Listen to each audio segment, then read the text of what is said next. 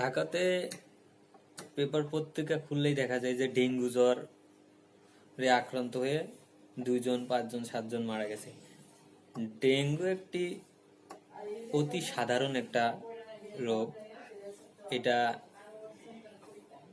Aedes মশা কামড়ের মাধ্যমে হয়। ডেঙ্গু 4টা ধরন আছে। এই কারণে একজন মানুষের যদি ডেঙ্গু জ্বর হয়, তারপরে হয়তো 5-7 দিনের ভিতরেই সুস্থ হয়ে ওঠে, এরপরে সে আবারও আক্রান্ত হতে পারে। কারণ ডেঙ্গু জ্বর 4 ধরনের। যদি কারোর প্রথমবার ডেঙ্গু হওয়ার পরে দ্বিতীয়বার ডেঙ্গু জ্বর হয়, সেই ক্ষেত্রে সেইটা একটু বেশি গুরুতর হয়। চিকিৎসকের পরামর্শ নেওয়া